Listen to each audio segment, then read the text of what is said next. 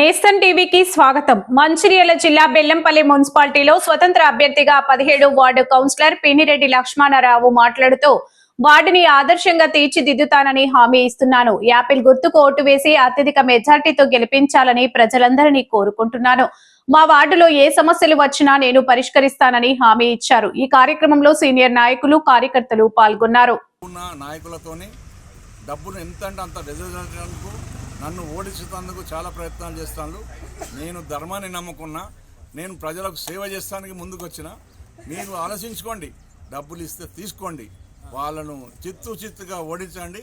మీకు సేవనికై ఉన్నందుకు ఈ వయసులో నేను మీకోసం సేవ చేస్తానికి ముందుకు వస్తాను. నన్ను ఆదరించండి. మీకు ఆశపడి నేను ఈ పదవి కోసం నేను పోటీ పడతాను. నేను ప్రజలకు సేవ చేస్తానికి, అభివృద్ధి చేయడానికి ఈ వయసులో నేను ముందుకు వచ్చాను. నన్ను మీరందరూ ఆశీర్వదిస్తే నీ యొక్క మనోభావంతో నాకు ఇంకా యవ్వనంలాగా వచ్చేసి నా ఆరోగ్యం మంచిగుంటి మీకు అందరికీ సేవలు చేస్తాడు. పెద్ద 1000 ఏనుగుల బలం నాకు ఇస్తుంది. కాబట్టి మీరు నన్ను అత్యధిక మెజార్టీతో గెలిపించి మీ యొక్క రుణాన్ని నేను తీర్చుకునే భాగాన్ని నాకు కలిగించాలని 17వ వార్డు ప్రజలకు కోరుతున్నా. నా యొక్క గుర్తు ఇండిపెండెంట్ అభ్యర్థిగా నేను పోటీ చేస్తున్నా. నా యొక్క గుర్తు యాపిల్ పండు, సీరియల్ నెంబర్ 5. ఓట్లేసి గెలిపించాలని నా బస్తీలో ఉన్న అక్క చెల్లెళ్లకు, అన్నదమ్ములకు, చిన్నలకు, పెద్దలకు ఓటు హక్కు ఉన్న ప్రతి ఒక్కరికి విజ్ఞప్తి చేస్తున్నా. నా పేరు పినిరెడ్డి లక్ష్మణరావు. నేను మీకు అందరికీ ఎల్లవేళలా అందుబాటులో ఉంటానని, శంషీర్ నగర్లోనే నేను నివసిస్తానని మీకు అందరికీ మనవి చేస్తున్నా. నా యొక్క ఇల్లు పాత బస్టాండ్కు కోటర్లు ఉన్నది. నాకు ఇల్లు లేదని ప్రచారం చేసే వాళ్ళకు చెప్పు దెబ్బతో కొట్టినట్టుగా నేను సమాధానం చూపెడతా. ఎందుకంటే ఇల్లు లేనో లెవెల్ కావచ్చు, నా ఓటు హక్కు కూడా నాకు ఇల్లు లేదు. నా ఓటు హక్కు కూడా 29నే ఉన్నది. నా ఇల్లు కూడా 29నే ఉన్నది. నేను లేననుకొని చెప్పుకుంటాను. నా పిల్లలు ఆరోగ్య దృష్ట్యా నేను హైదరాబాద్లో మా పాప కోసం నేను ఉంటాను. మీరు గెలిపించినాక నేను ఇక్కడ లేకపోతే గల్లబట్టి నన్ను అడగండి, మీకు ఎప్పటికీ సేవపడి ఉంటా.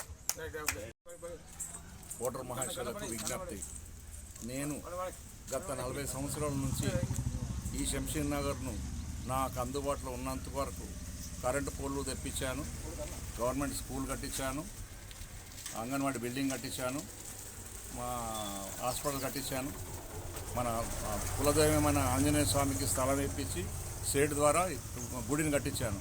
షాదీఖానా కూడా నేను శాంక్షన్ చేయించాను. ఇవన్నీ చేసి మా బస్తీలలో మంచినీటి పైప్ లైన్లు తెప్పించుకొని మేము రోడ్లు వేయించుకున్నాం. నా తర్వాత కనకాయ నటైన కౌన్సిలర్ ఉండి అతను కూడా ఈ బస్సును ఎంతో డెవలప్మెంట్ చేశాడు.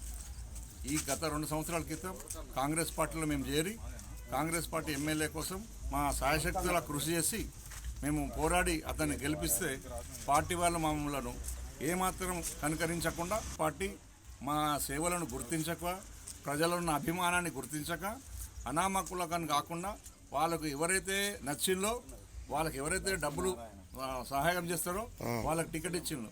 ప్రజాభిమానం ఉన్న వాళ్ళనేమో వదిలేసి పలుకుబడి ఉన్న వాళ్ళకు, డబ్బు ఉన్న వాళ్ళకు టికెట్ ఇచ్చి మా బస్తీ ప్రజలకు మోసం చేసిండు.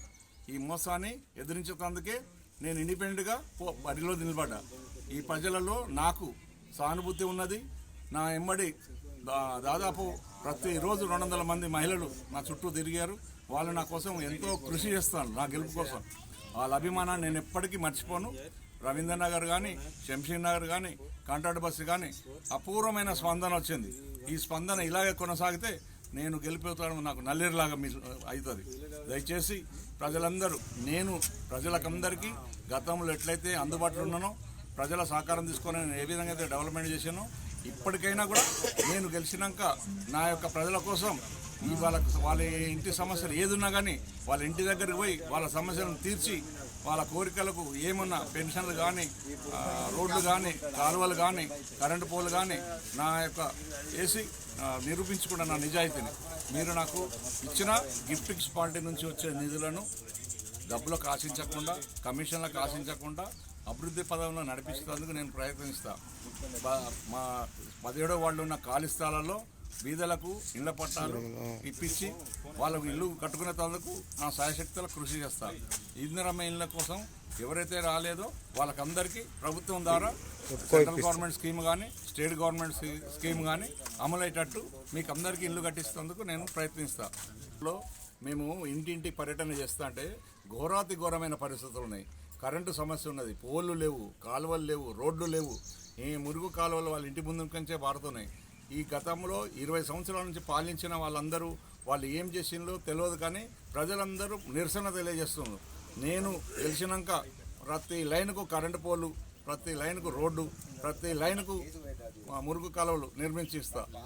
ఇల్లు కూలిపోయిన ఒక అమ్మ 4 సంవత్సరాల క్రితం వర్షాలు వచ్చినప్పుడు ఇల్లు మొత్తం కూలిపోయింది. ఆమె రేకులను, ఆ ఇల్లును చూస్తే నాకు చాలా బాధ అనిపించింది. ఇప్పుడు ఎంతమంది అధికారులైనా కలిసైనా ఆమెకు న్యాయం చేస్తా, ఆమెకు ఇల్లు కట్టించేందుకు నా సాయశక్తుల ప్రయత్నిస్తా. నేను గతంలో ఎంతోమందికి సహాయ సహకారాలు అందించాను. ఇప్పుడు కూడా నా ఎల్లవేళన అందరికీ అందుబాటులో ఉండి వాళ్లకు సేవ చేస్తానికి నేను ముందుకు వస్తా. నా యొక్క ఓటు గుర్తు యాపిల్, నా సీరియల్ నెంబర్ 5. ప్రతి దానికి మీరు ప్రతి ఒక్కరు దానికి ఓటేసి నన్ను గెలిపించి అత్యధిక మెజార్టీతో గెలిపించుకొని మీ ముందు నేను సేవ చేసుకున్నందుకు నా ఆశీర్వదించాలని కోరుతున్నాను. కంట్రోల్ బస్తీలో నేను ఎన్నో సేవా కార్యక్రమాలు చేశాను. ప్రతి మంగళవారం హనుమాన్ టెంపుల్ అన్నదానాన్ని నేనే ప్రవేశపెట్టాను. దానికి ప్రజలందరూ సంవత్సరాల నుంచి అన్నదానం నడుస్తుంది. ఈ కార్యక్రమమే కాకుండా మా బస్తీలో ఎవరికొక్కరు ప్రతి ఒక్కరికి అందుబాటులో ఉన్నాయి. నేను ఎంతో డెవలప్మెంట్ చేశాను. నాతో పాటు తోటి మిత్రుడు కనకయ్య గారు ఈ బస్తీకి ఒకసారి కౌన్సిలర్గా చేశాడు. మేము అప్పుడు చేసిన అభివృద్ధి, కనకయ్య చేసిన అభివృద్ధి ఇక్కడ కనబడుతుంది, వేరేం కనబడుతాం లేదు. దాన్ని మీరు అందరూ దృష్టిలో పెట్టుకొని నన్ను మీ సేవాభావాన్ని మీకు మెచ్చుకొని నేను ఇల్లు తిరిగినప్పుడు ప్రజలకు నాకు ఆశీర్వాదం బాగా ఇచ్చారు. ఎందుకంటే నువ్వు చేసిన సేవలే ఇక్కడ బస్సులకు కనబడతాయి. గత 10 సంవత్సరాల నుంచి ఎవరు చేయలేదు. ఈసారి నీకే ఓటేసి గెలిపించి మా నిజాయితీని మేము నిరూపించుకుంటామని మాకు అందరూ వాగ్దానం చేశాను. వాళ్ళు వాగ్దానం చేసిన అందరికీ శిరస్సు వంచి నేను నమస్కారం చేస్తున్నాను. గతంలో 2005 సంవత్సరంలో మేము ఒక మున్సిపల్ కౌన్సిలర్ మున్సిపల్ కౌన్సిలర్ కాకముందు ఈ బస్తీ ఘోరంగా ఉండే. మేము కౌన్సిలర్గా గెలిచిన తర్వాత మా మిత్రుడు లక్ష్మణరావు మేమందరం కలిసి బస్తీని చాలా డెవలప్మెంట్ చేసుకున్నాము. ఈ బస్తీలో కరెంటు కానీ, నీరు కానీ, ఏవి రోడ్లు కానీ ఏమీ లేకుండే. కానీ వీళ్ళందరి కృషితో మేము కౌన్సిలర్ అయిన తర్వాత ప్రతి గల్లీకి రోడ్డు, ప్రతి గల్లీకి లైటింగు, ప్రతి గోదావరి లైన్ పాత బస్టాండ్ నుంచి అంబేద్కర్ నగర్ వరకు వేయించడం జరిగింది. నేనున్న పీరియడ్లో పని అప్పుడే డాక్రా మహిళా గ్రూపులు మా బిజినెస్ కౌన్సిలర్ ఉన్నప్పుడు 2005లో డాక్రా మహిళా గ్రూప్లో మా ద్వారానే స్టార్ట్ అయింది. మేమే పెద్ద మీటింగ్ దగ్గర 25 గ్రూపులను తయారు చేయడం జరిగింది. నేను దగ్గర 2005 నుంచి 2013 వరకు మా బిజినెస్ కౌన్సిలర్గా ఉన్నది. అప్పుడు చేసిన డెవలప్మెంటే తప్ప ఇప్పుడు ఎలాంటి డెవలప్మెంట్ ఈ బస్సుకి జరగలేదు.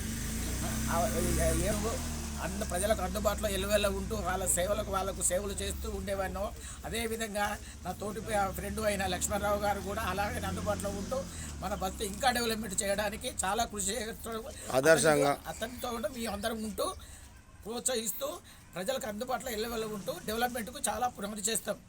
మేము మేము ప్రజలతోని వెళ్ళి చూసినప్పుడు రవీంద్ర నగర్ చాలా ఘోరంగా ఉన్నది. దాన్ని కూడా పూర్తిగా మా శంషీర్ నగర్ ఎట్లా డెవలప్మెంట్ చేశామో అదేవిధంగా లక్ష్మణరావు గారి సహకారంతో మీరందరూ గెలిపించినట్టయితే ఇంకా అభివృద్ధి చేయడానికి చాలా కృషి చేస్తాం. ఇప్పుడు మీకు ప్రచారం వెళ్తే మీరు కానీ అన్నగారు వెళ్తే మీకు ఎలా స్పందిస్తున్నారు ప్రజలు? మా ప్రజల దగ్గరికి వెళ్ళినప్పుడు మేము ఎక్కడికి వెళ్ళినా కూడా మీరు ఇచ్చిన పెన్షన్సే, మీరు ఇచ్చిన ఇందిరమ్మెల్యే, మీరు ఇచ్చిన రోడ్లే, మీరు ఇచ్చిన నీళ్ళే, మీరు లక్ష్మణరావు గారు, మీరు జీవరత్నం, మీరు అందరి గారు చేసిన కృషి మాత్రమే ఇక్కడ కనిపిస్తుంది. మీరు ఉంటేనే బాగా డెవలప్ అవుతుంది బస్తీ, లేకపోతే ఎలాంటి డెవలప్మెంట్ నూసుకోలేదు ఈ 10 సంవత్సరాలు. మీకు అత్యధిక మెజార్టీ ఇచ్చి గెలిపించుకొని మీ సేవలు మేము వినియోగించుకుంటాం. జై హింద్.